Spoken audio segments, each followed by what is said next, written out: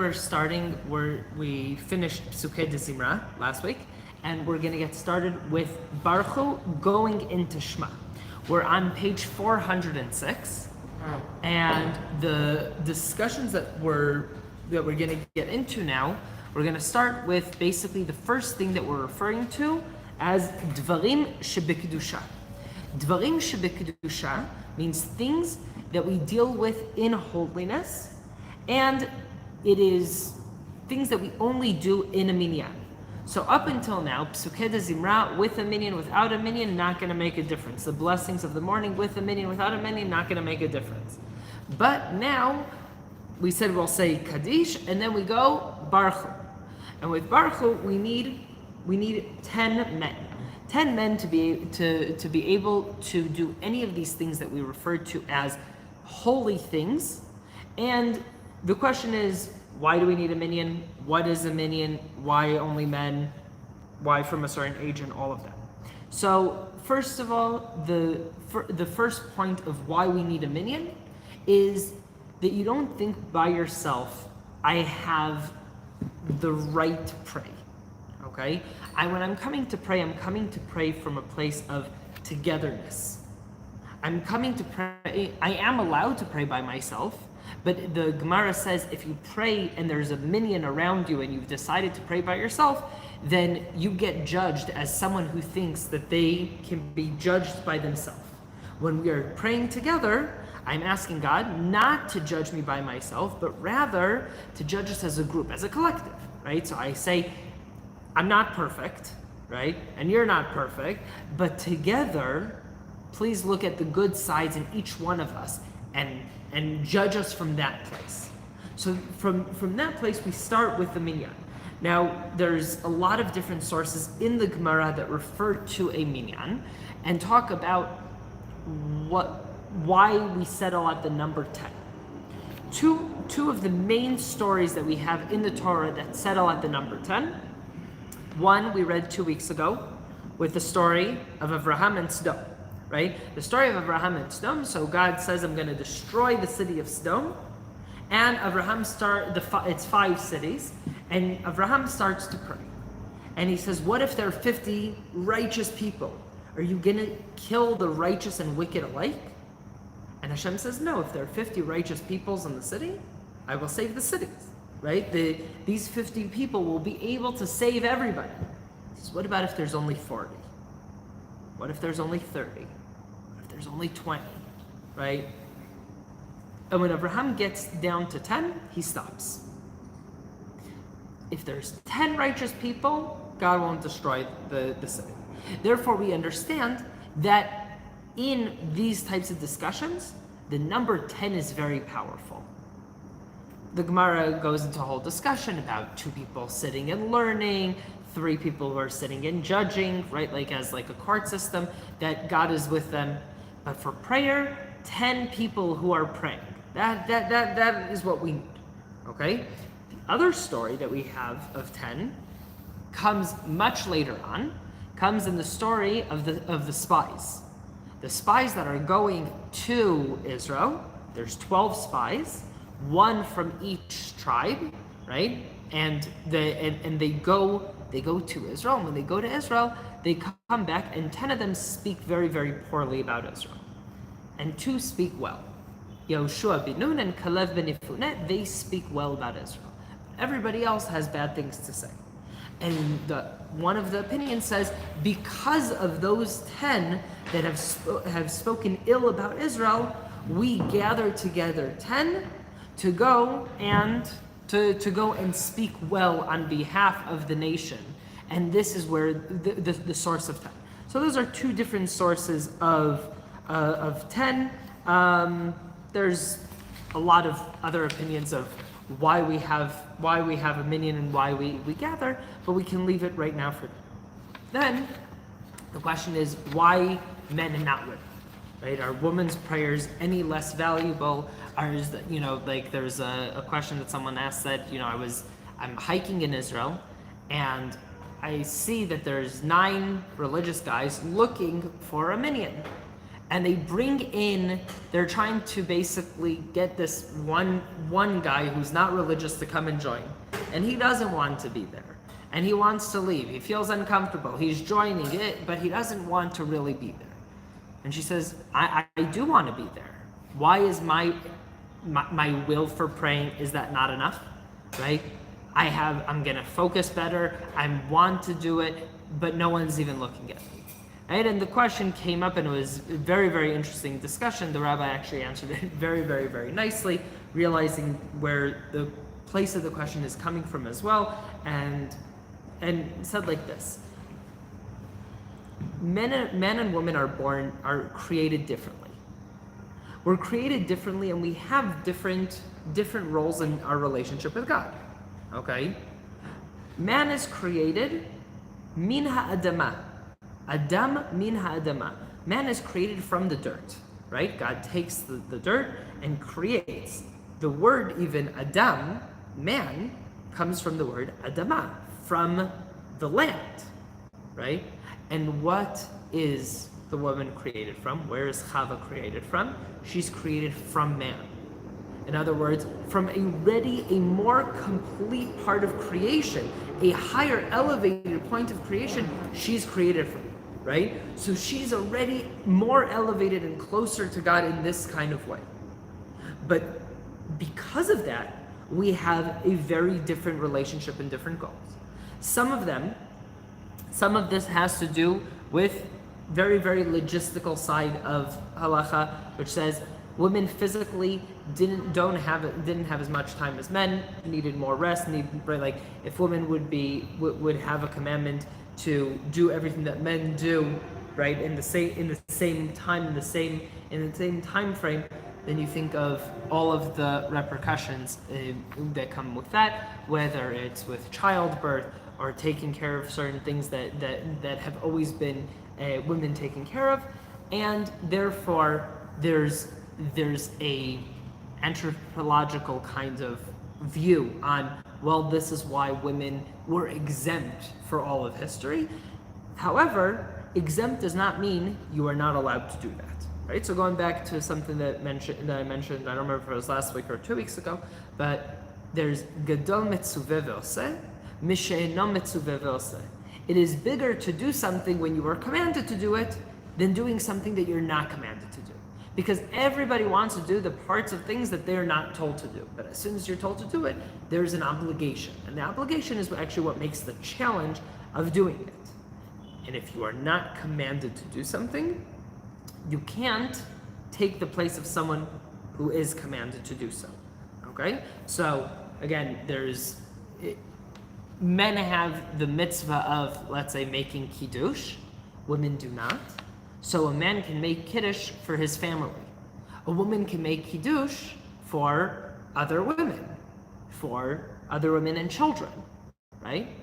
But a woman could make the blessing on the bread for everybody, because we all have the same obligation in that blessing, right? So it's not about a hierarchy, but rather different roles and different relationships we have with God.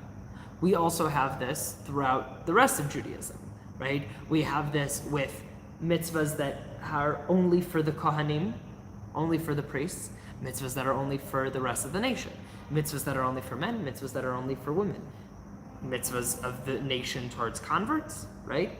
Mitzvahs that converts have to accept on themselves. It's all dynamic. And in this, it's not a hierarchy. The biggest problem that there is right now with all of these discussions that are happening worldwide is women saying, I want to do this like a man does it, right?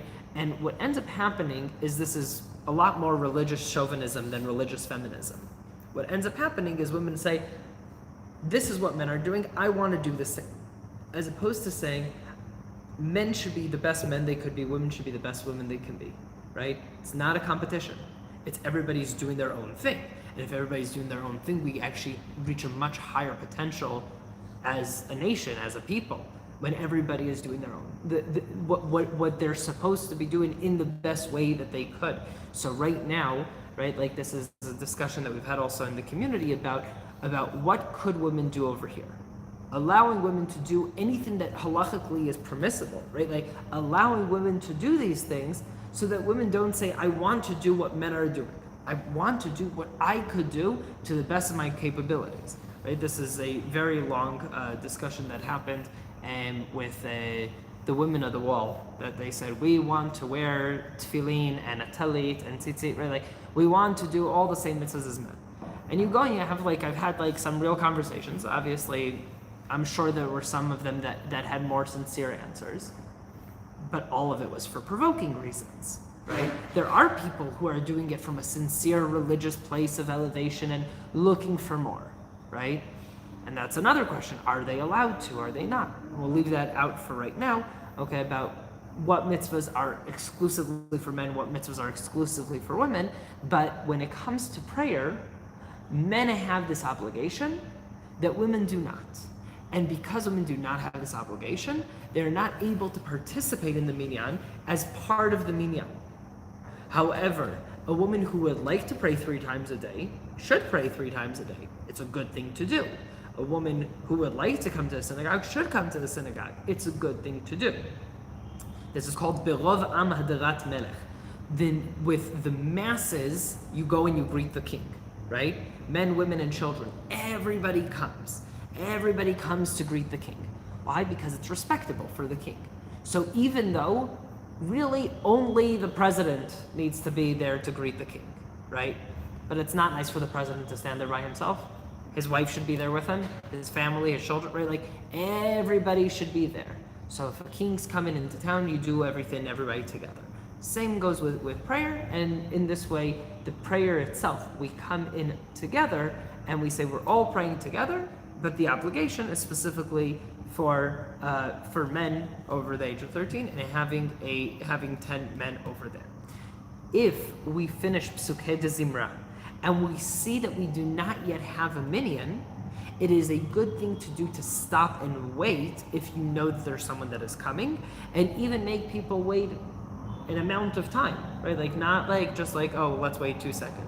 Have people wait a little bit while we're waiting for a minyan to show up, because it is important to say Barchu. So now what is Barchu? Barchu is the bottom of the page over here on 406, okay, 406, and we say, the Chazan, the one who's leading the service, says, Baruchu et Hashem hamvorach. Bless God, bless Hashem, the blessed one. This is a call for action. Baruchu, I am telling you all to bless God, right? In other words, I am leading you, right? I'm the Chazan, so I am leading you. The other word for Chazan, okay, Chazan comes from more of a singing expression, but we have the other name for a Chazan is a Shaliach Tzibur. Shaliach Tzibur literally means someone that the congregation is sending to lead, right? He is being appointed by the mass to go and lead them.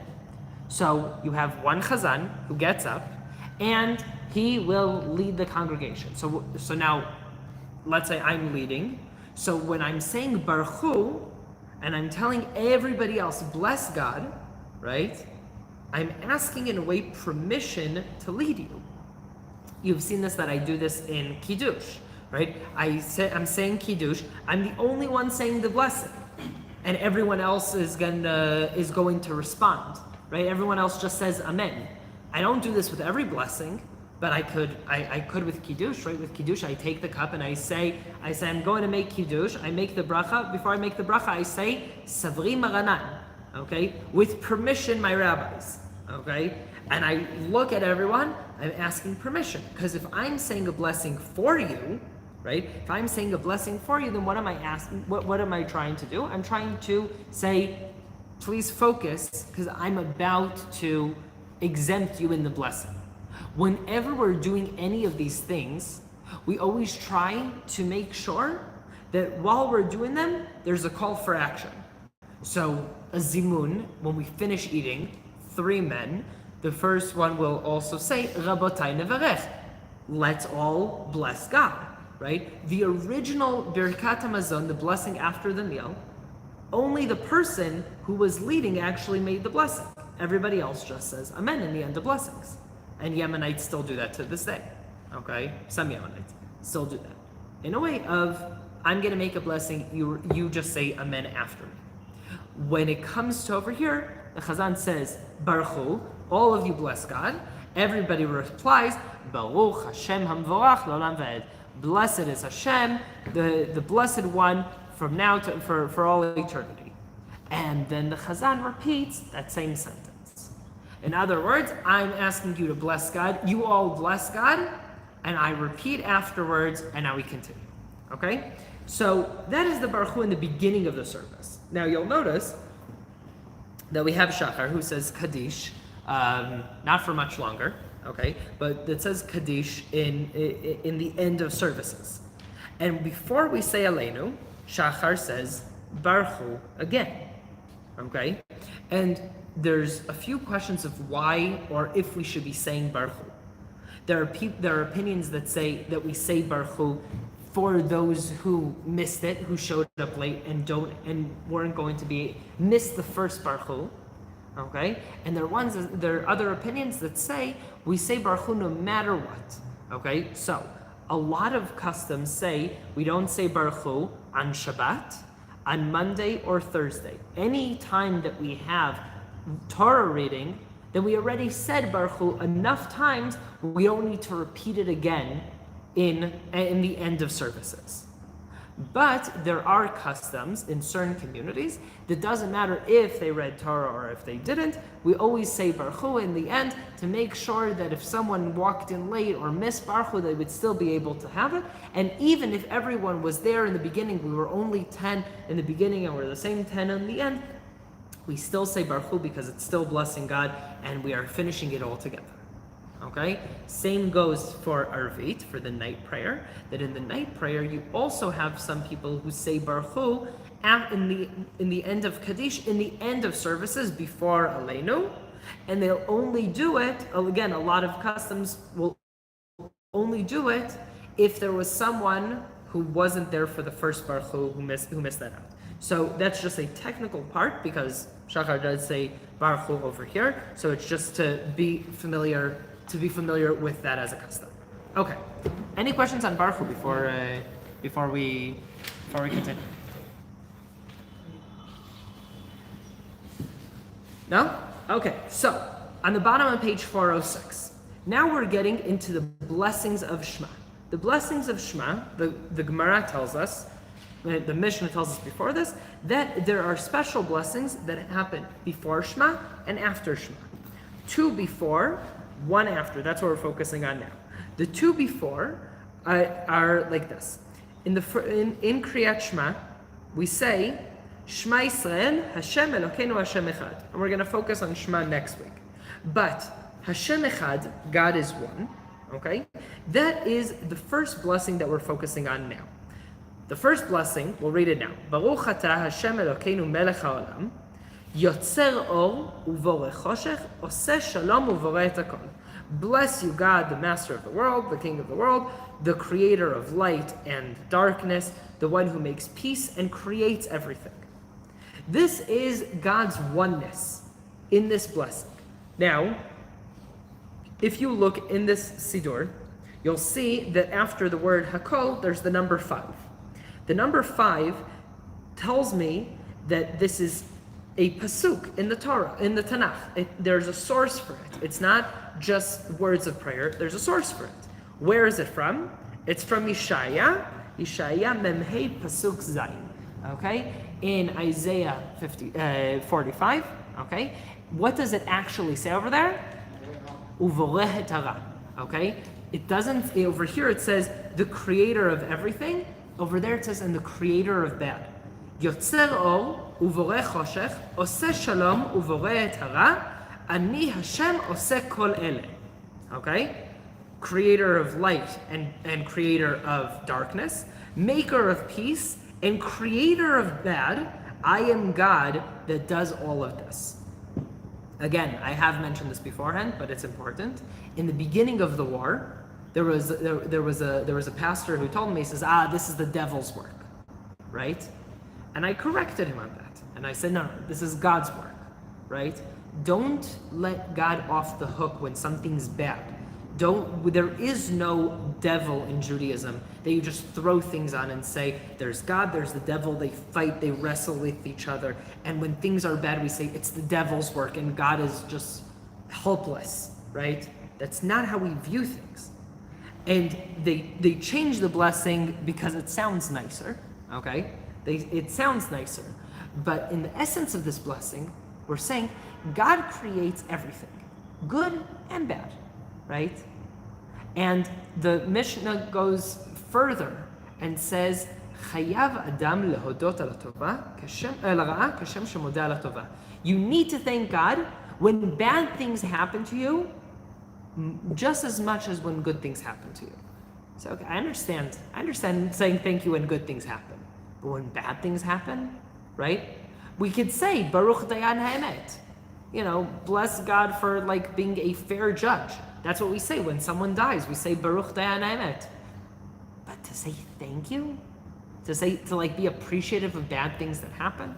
So Rav Nachman from Breslov talks about this in Likutei Moharan in Kuf Samech Hey. He talks about it over there, and he says, when something bad happens to you, you realize that it could have been so much worse. And whenever something bad happens, you realize how much you have to say thank God for, right? And the example that my rabbi used to give, he says, imagine you're driving in your car and you get stuck on the train tracks and the train hits you, you go flying out of your car, you roll, 10, 20 meters on the road. It says, and you wake up and you got a big cut on your face. And it scars, right? And it's unpleasant. But then every time you look in the mirror, you have this ugly scar on your face. What emotion goes through your mind, right? You look at it and say, I should have been dead. So I have a scar. It's okay. I have a scar. It's ugly. It's painful. I should have been dead, right? Saying thank you when bad things happen is extremely important to understand. Things could have been way worse. Maybe things were supposed to be way worse. Okay? There's a Gemara that talks about this in Chet HaEgel, in the sin of the golden calf, that Hashem says to Moshe, move out of my way and I will destroy this nation. And Moshe begs God not to. And it says that, and the Gemara says, it's as if the king decides to throw a boulder on his son. Says he must be punished. And the son pleads for mercy. So the king says, I already made a decree that I'm going to throw this rock on him. But instead of throwing it as a boulder, let me grind it up into small rocks. And I'll throw it every once in a while. I'll throw a pebble here, a pebble there. It hurts, it's unpleasant, but it's not a boulder. It doesn't destroy you, right? So when we look at this and we say, God creates also the bad things that happen, right? God created the Holocaust, right? Don't let God off the hook that easy. God created the 7th of October and Hamas and Hezbollah and everything else that we need to deal with. God helps guide us in the same way that He guides good, right? We can blame people. People need to pay for their actions. People need to take responsibility. We don't believe in just anything, right? We believe in free will. We do have that kind of responsibility to stand up and fight. But this is also God. So Hashem Echad, we talked about this back then when we did the class, but we'll talk about it again next week, is the oneness of God. Everything, good and bad, comes from God. Then, on page 408 and 410, okay, but we'll briefly focus on 408. You have on the top what we're saying on Shabbat, on the bottom what we say on a weekday. Okay, so I'm specifically going in over here so that we can see how it looks also during the week and how it looks during Shabbat. So let's start with the weekday. Hameir la'aretz. This is not a blessing. This is a piyut. Piyutim are songs, poems, other things that are added in throughout the prayers. We are very familiar with this from Yom Kippur, from Rosh Hashanah, from Tisha B'Av, Kinot in the same way. But over here we also have like little songs and prayers and things that are added in. Hameir La'aretz only really gets interesting in a way when it gets to where it's already starting to be highlighted. El Baruch Gadol De'ah Hechin U'Foel Zarei Chama. And if you are catching the Israelis here, at least should be hearing what I'm doing. Tov Yatzar Kavod Lishmo Meorot Natan Saviv Uzo Aleph Bet Gimel Dalet. It goes through the entire Aleph Bet, but it's very, very brief. It's actually, if I'm not mistaken, the briefest that there is in any prayer. It's the Aleph Bet, but only 22 letters, 22 words, which means there is no spare word in this entire part, right? It goes Aleph Bet, Gimel Dalet, and so on. When we talk about Aleph Bet and Ashrei, it's Ashrei shebetecha odi alelu chasei la Hashem shekachala Hashem she'Hashem elokav Tila leDavid, right? Avomimcha. Here's the Aleph. Avomimcha Hashem Elokai Melech v'avcha shimcha l'olam b'chol yom. Right? There's like Aleph, a whole sentence. Bet, a whole sentence. So we have that a lot. Over here, it's very, very brief, right? And where does it actually get intense is on Shabbat. So on 410, El Adon is the same type of, it's really the same prayer in many ways, like that section of El Baruch, okay? But because it's Shabbat, it is graced with having more words and more song. And we sing it, and it's beautiful, right? There's a lot of different tunes for El Adon. And when we finish with Tiferet Ugdula. Shevach Notnim. We'll start with one line before the end of El Adon, page 410. Shevach Notnim Lo Kol Tzeva Marom. They're praised that all of the angels. It's not just the angels. It's the whole everybody above, the host above, right? Bestow praise upon him, huh? Heaven's army, yeah. It's like so are all praising him. Tiferet Ugdula, okay. The splendidness and the greatness. Srafim, the Ofanim, the Chayot Hakodesh, okay. The Srafim, the Ofanim, and the Chayot Hakodesh, the holy beast, the holy. What is Srafim? So we have just now three different types of mystical angel types of things. When we talk about it in Ishaya, in Yirmiyah, right? Like you have like prophets that talk about seeing them, right? He's got two legs that are 2 feet but one leg, 6 wings, the mouth's on fire, right? And everything is getting destroyed in front of them, right? You have the Chayot HaKodesh from the Merkavah, right? Again, not things that are often discussed because this gets into Kabbalah, and we don't really deal with this in many discussions. Like we kind of leave it out and say these are stuff of the mystical realm and we don't talk about them. But what we see is that everybody's praising God, and there's 3 different angels or types of angels that are praising God.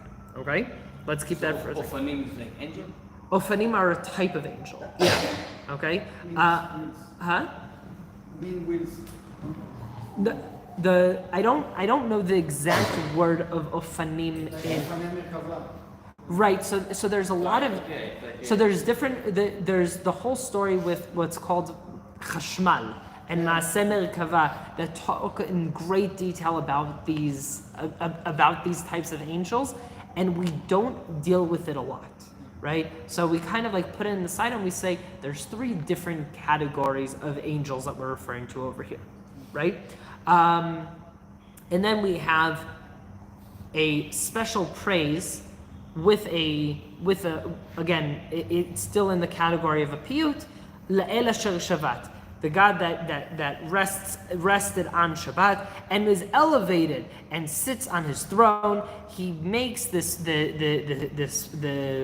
He makes this day special, and he calls oneg, he calls pleasure. This day is a pleasurable day. This is the joy and the praise of the seventh day. What is it? Shebo Shavat El, that God rests. And that's when we say, Mizmor Shir Liyom HaShabbat. Therefore, we will praise, and all of these praises of Shabbat. So what is this praise of God? That we are resting on Shabbat. When we are resting on Shabbat, right, we say this in Kiddush. Why are we doing? God stops the creation, elevates the creation now into Shabbat, into rest. That's why we rest. We rest as a nation to bear testimony that God created the world in 7 days. It's a covenant. It's not up to you or not to keep it, right? Like it's a covenant. It's a core of Judaism. Is you must rest on Shabbat. You need to be there because this is my acknowledgement that God created the world, right? So I'm sitting there with him and resting. And then we continue with Titbarach on page 412. Titbarach now is where all the days meet up. All the days meet up in Titbarach, and the prayer goes like this.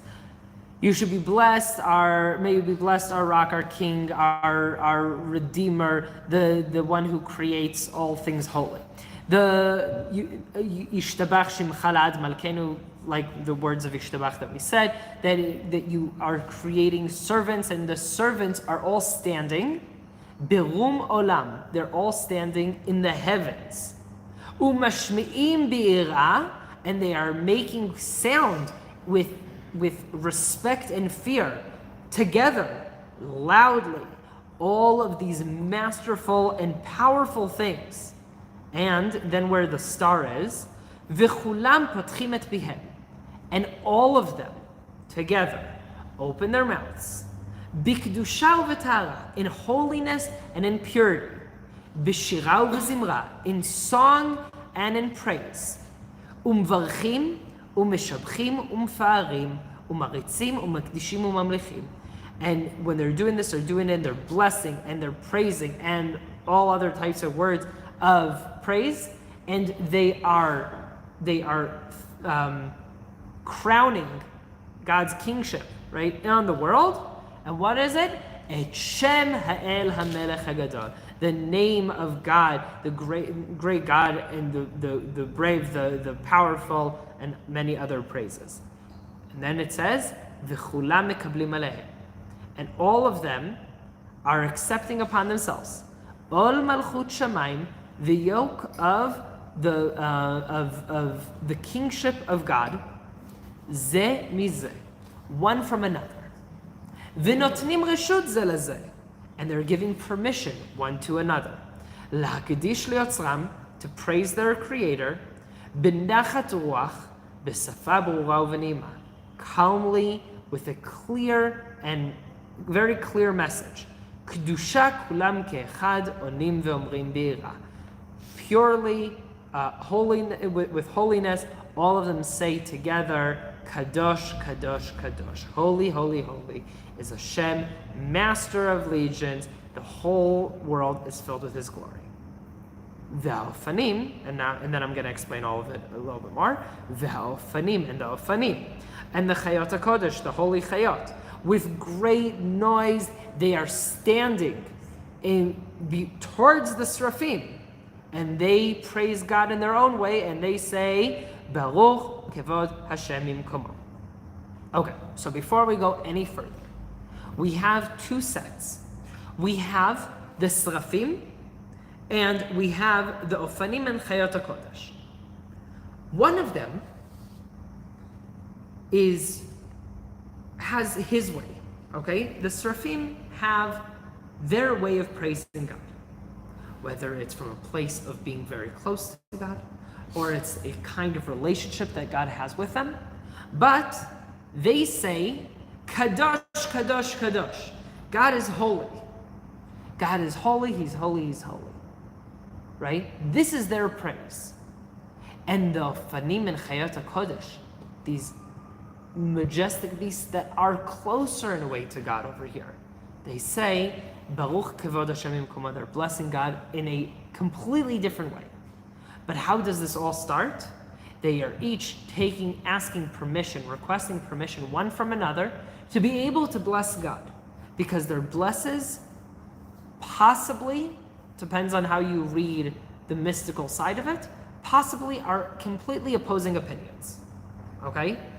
Of how we view God, or how the angels are viewing God. One views him in something so far away that he can't grasp, and therefore God is holy, but there is nothing else to add. And the other one is standing by God's throne, right? Or is God's throne, right? Like there's like different ways also of understanding that. So you look at all of this and say, their praise over here, very, very, very different, right? It's very different, very powerful, okay? But it comes because they're asking permission from one from another. When we finish and we say in the end of Kaddish, Oseh shalom b'mromav, hu ya'aseh shalom aleinu, v'al kol Yisrael b'mromav. Right? The one who makes peace amongst in the heaven will make peace down in this earth. Why is that such a powerful prayer? Because we can't make peace amongst ourselves. Okay? We can't. And the truth is that the angels can't make peace amongst themselves. The Zohar refers to it and says, these angels are made of fire, these angels are made of water. And they both are trying to destroy each other in their presence, right? They're that powerful, but they're complete opposite. They're the yin and yang, right? They're like standing there and forever chasing each other, trying to destroy each other, or at least that's their nature. But then they're standing in the presence of God, and everybody stands still, right? Everybody stands still, and everybody is respecting the other one's way of doing it, right? There's a great big specter of what is allowed, what is okay, right? As long as you're inside those boundaries of halakha, of what is okay, right? Then give permission one to another, okay? There's a book called V'achalta v'savata. Rav Yashiv Knoll and Rav Uriel, Shmuel Uriel, I think, wrote a book together about the halacha of keeping kosher, how to keep a kosher house. It's a great book. But my favorite part of the book is the opening. And in the opening, he says, I'm going to say what the halacha is, right? This is what you're supposed to do. I'm also going to write what you can do if you want to be stricter. What are you going to do if you want to be more lenient? Okay? And I want to write when it is good for you to be more strict about something and when it's good for you to be more lenient. Not anyone can decide to be lenient about whatever they want, and not anyone can decide to be strict about whatever they want, right? And when you decide that you want to be strict about something, remember you're being strict about it. Because when you become so pious about how strict you are, then when someone else isn't as strict as you, you say, he's not even Jewish anymore, okay? When someone isn't going to the full extent of your strictness, not of halacha, but of your strictness, okay? You say, this person isn't eating kosher, right? The importance of knowing, and it's really important to know what are those boundaries. What is a lenient side that is still halacha? What is the extreme side that is still halacha? And when have I left those boundaries? And if I've left those boundaries, how do I get back on that path, right? So the angels both know that they need to praise God. And each one of them has a completely different way of doing it. And because they have a different way of doing it, they must ask permission from each other. And because they're in God's presence, it works, right? Because they're in God's presence. So when they're doing it, that is their prayer. There is a question that is asked of if someone is davening without a minyan, should they say it or not? The opinion that we hold by as a widely accepted opinion is yes, you still say it. Even if you are by yourself and you do not have a minyan over there, you still continue and do say those blessings by yourself. Okay, but there are also opinions that say this is the prayer of the angels, and without a minyan we do not have permission to say it. Okay, so when we look at it in that kind of way, we understand the importance of this prayer, also keeping in mind for when we get to it, but the Kedusha that we say in the repetition of the Amidah is also part of the prayer of the angels, and the prayers of the angels we take very, very seriously in a mystical way. Okay, now we're at the second blessing on the bottom, Ahava Rabba. Okay, Ahava Rabba, a great love. Okay, so we said that we have Shema Yisrael, Hashem Elokeinu, Hashem Echad. Listen, Am Yisrael, God is one God, God is our God, God is our God, God is one God. And the second blessing connects to the Shema Yisrael part that has to do with the belief system, okay? The belief system of having that relationship. Once I believe I have a relationship, right, which is the first part of Shema, and we will get into it next week. So once we're talking about that, we talk about it over here, okay? Ahava Rabba Avtanu, with an abundance of love, you've loved us, Hashem, our God. You've had compassion and more than you needed for us. And our Father, our King, because of our fathers who trusted you, and you taught them the rules of life. Please also have equally graciousness and teach us as well. Avinu Av Harachaman, our Father, our merciful Father, okay, have mercy on us and give us in our hearts and in our minds to know and to be able to learn and to teach, to keep the mitzvahs and everything in the Torah and with love, and make our eyes open our eyes so they shine with your Torah, and have our hearts be glued in with your mitzvahs, right? Like connect us, bond us in that kind of way. V'yached levavenu, and make oneness of our heart to want to love and to respect and to fear your name. And we should not be embarrassed in the world to come. We shouldn't be embarrassed because we weren't doing what we were supposed to do, that when we stand in front of you. The other way of reading it is, and we shouldn't be embarrassed from other people who look at us and say, what are you doing, right? When I'm in the airport, I put on my tefillin, right? Doesn't matter where I am. I put on my tefillin, and I get looks and I get questions, and I put my tefillin on. I remember I had a stopover in Turkey years ago. Now there's no more stopovers in Turkey, but I had a stopover in Turkey, and we made a minyan in the middle of the airport. We put on our tefillin, and security came, and it became like a whole thing. But you're gonna pray, right? Like, I'm not going to not pray because what are the Turkish gonna think? And I don't need to hide myself, right? We didn't stop anyone. We went into, like an area where it was like more quiet, where we had a corner of benches where we felt we can pray, right? But it causes attention, right? And a lot of people say, I don't want attention, right? Muslims will bow down in the middle of the airport, but I don't want attention. I'm gonna take the same attention. He's gonna pray, I'm gonna pray. I'm not embarrassed of who I am. I'm not gonna hide who I am. I'm not taking off my kippah. I'm not taking off my tzitzit because I'm surrounded with people with other opinions. No, I'm proud of who I am. I'm proud to be Israeli. I'm proud to be Jewish, right? Like, that's who I am. So that's another way of looking at it. Ki b'shem kodshecha, because in your holy name, the great and the masterful, we've trust. We will be joyful and we'll be happy with your redemption, and bring us peacefully from the four corners of the earth, and walk us proudly with our heads held high to our country, to our land, to Israel. Ki el poel yeshuat ata, because you are the creator of redemptions, and you've chose us from every nation and from every language and from everyone, and you have brought us closer you brought us closer to yourself, truly to the truth, to be able to praise you and to sanctify you and in your oneness with love. Bless you, Hashem, habocher b'amo Yisrael b'ahava, the one who blesses, who chooses his nation with love. Right? So the first thing that we say in Shema is Shema Yisrael.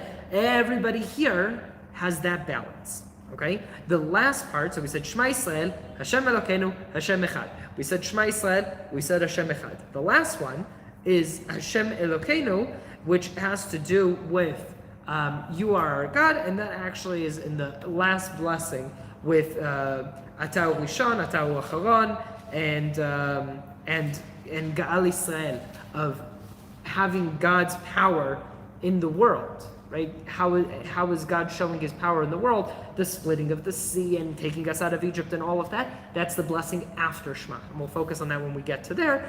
But just to be able to have that as sort of a context, that just like how we've mentioned this beforehand, everything, it's like a matrushka doll, right? Like everything, you take it out, there's a smaller doll inside, but the core stays the same. So the core of these blessings are, there's praise beforehand, we're asking for what we want to ask in Shema, right? And then we finish Shema and we say, thank you, right? And we do this in all of our prayers. We have Psukei de Zimra, then we have Shema Shmona Esrei, then we have Aleinu L'Shabbat. We have this in Shmona Esrei. We have this in every single thing. So everything keeps on going. Just like any good, any good speech that you'll give, you have an introduction, you have the body, and then you sum it up in the end and have, like the point that you're trying to make, right? But it will keep on going. And in your entry, you'll have those three parts. And in the middle, you'll have those three parts. And in the end, you'll have those three parts, because that's how things are built over and over and over again. And our prayer isn't any different, right? So over here, we brought it up to the first pasuk of Shema that we will get into next week. Any questions on? Yes? I have a question on the first blessing of Yeah, of Barchu, back on 406. So if God, Yeah. it's a theological question, if God is the creator of everything good and bad, Yeah. from what point is he able now to judge people? From what point is what? From what point is he able to judge? How can he judge if he creates good and bad? From what point is entitled now to judge? The question of from when God can judge people if he created the world is from day one. If he declares himself he is the creator of good and bad. Correct. Yes. Now from what point? I would say from the first sin, right? This was part of, and you will know good and bad, right? Maimonides gets into this discussion of if we have no evil inclination or we don't know bad, how could Adam and Chava have sinned? Right, like if you're told no, then no, right? That's part of free will. I think as a parent, right, I've created my child, right? Like my children are from me, right? That gives me the right in a way to judge them, to guide them, to tell them what to do, to set the boundaries, right? So over here it's the same. God creates the world, sets the boundaries and perimeters, and says you have free will, right? My kids don't need to listen to me. There are consequences for not listening to your parents, right? Some of them your parents will inflict on you, some of them the world will inflict on you, right? Your parents told you not to run into the street. If you don't listen, you're gonna get hit by a car. And if you got caught by your parents, you're gonna get hit by your parents, right? So there will be a consequence for not obeying. The question is it your parent inflicting it on you? Is it the world inflicting it on you, right? And you can look at it in that kind of way. If your parents catch you, it hurts a lot less than getting hit by a car. It's a lot more personal. It feels a lot more betrayed that the person who loves you is punishing you, right? But you have no idea how much more painful it is when the car hits, right? So God has the right and the obligation to give his creations the boundaries of what we're supposed to live by. And by doing that, right, and by doing that, we live an ethical life, and we have free will, and we don't need to listen. That's free will. And you will get consequences because consequences come. Okay? Yes, Shachar. It says, like the seventh day. The seventh day itself praises. Self-praising. Yeah. Where does it come from? So there's actually a lot in Midrash Rabbah about Shabbat having its own personality, as like its own being. Okay, Shabbat comes and says Sunday has Monday, Tuesday has Wednesday, Thursday has Friday. Who do I have?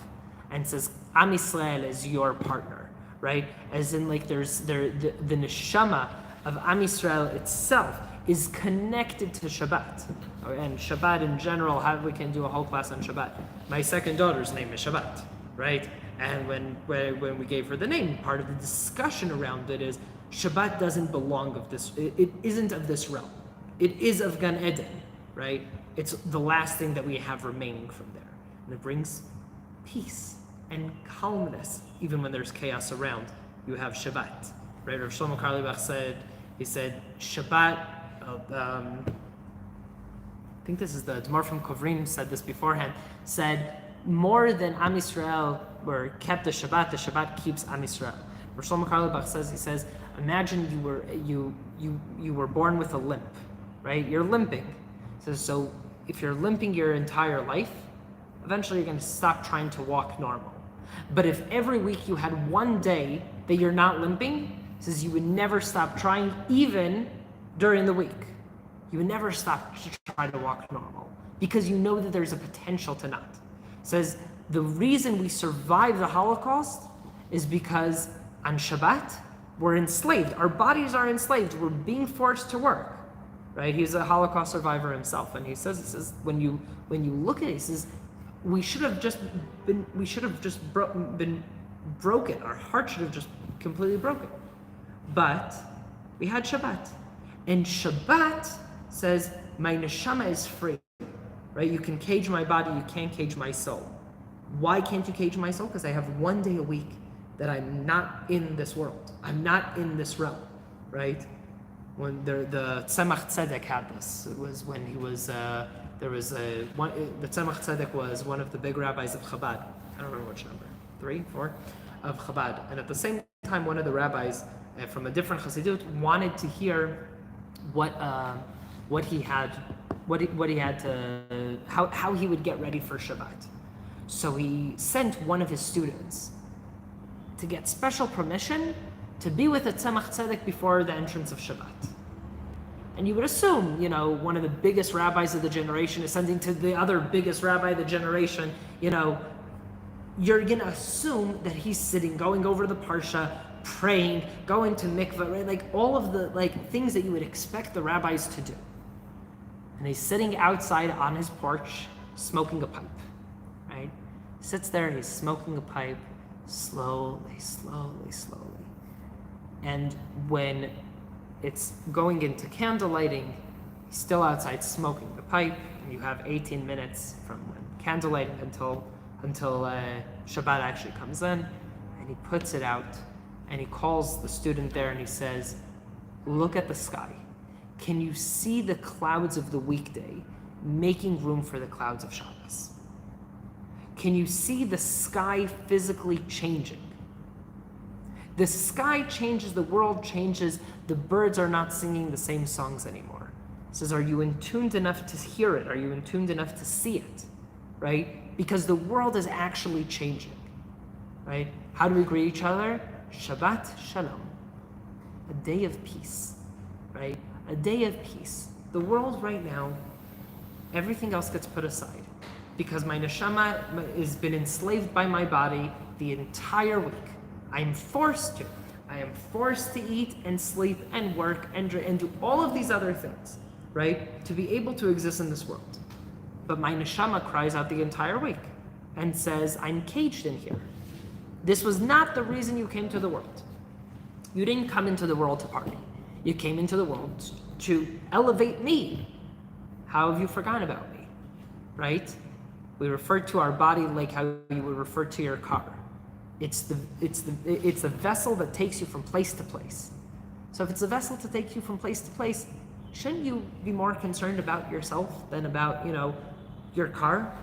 Shouldn't you be more concerned about what you're putting in your body as opposed to what fuel you're putting in your car? The reality is most people eat junk food and put the best fuel in their car, right? Also in the metaphor and also in reality, right? Because we forget, right? We'll finish with the joke of, there was a Wall Street businessman is parking his car. He opens up the door and a and another car passes by and knocks the door right off, and with it, his hand gets ripped off. And he's out there screaming and screaming, my car, what has he done to my car? Someone came over to him and said, forget the car, your hand. He says, oh, my Rolex. Right? So some people just never change. All right? We'll see you all in Shabbat.